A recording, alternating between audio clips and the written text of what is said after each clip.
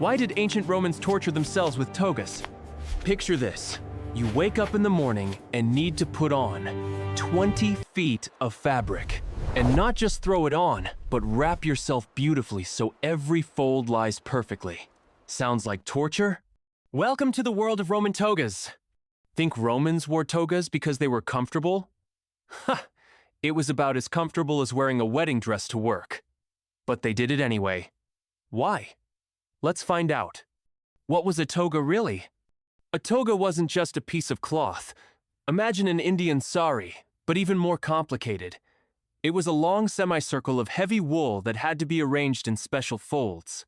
If today we struggle with neckties, Romans battled a 20-foot fabric monster every morning. In the earliest times, it was simple. Wrap yourself however you want, as long as you're covered. But by the 1st century BCE, the toga became a true work of art, and only men wore them. Women had already freed themselves from this torture by then. Why did they even bother? Here's where it gets interesting. The toga became a Roman passport. See a guy in a toga? That's a true Roman citizen. Not some slave in a simple tunic. Not some foreign immigrant in a chiton.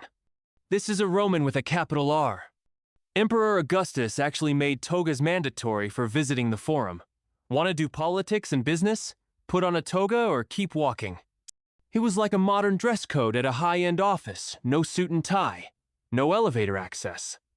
Imagine. You're a Roman. You're sent into exile, and the first thing they take away is your right to wear a toga. Now you're nobody. Worse than a death sentence for a proud Roman. But who actually put these things on? Here's where it gets even funnier. An ordinary person couldn't put on a toga by themselves. Just like 19th century ladies needed maids for their corsets, Romans needed a special slave, a vestiplicus. Yes, there was an entire profession of toga wrappers.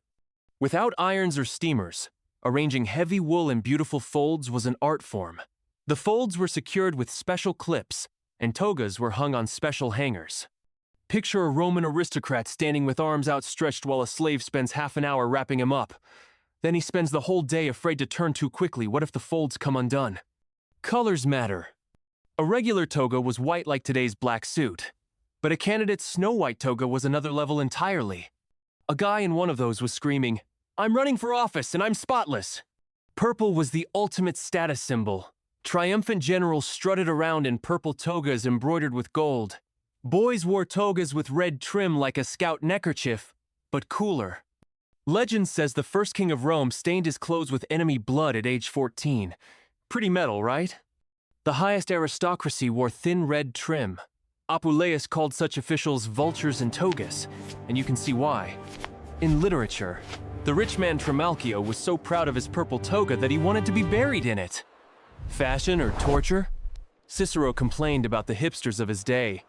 Wrapped in entire sails, not togas. Apparently the longer and wider, the cooler. The height of fashion was silk togas. Silk was worth its weight in gold, and one toga could cost as much as a modern apartment. There were togas for every occasion. Black for mourning, yellow with red trim for augur priests. An entire wardrobe of suffering. The end of an era. Eventually, even the Romans realized this was insane. By the time Rome fell, even emperors had given up on togas. But the toga remained a symbol of ancient Rome forever. So next time you complain about an uncomfortable tie or tight jeans, remember the Romans. They voluntarily wrapped themselves in 20 feet of torture every single day, all for status.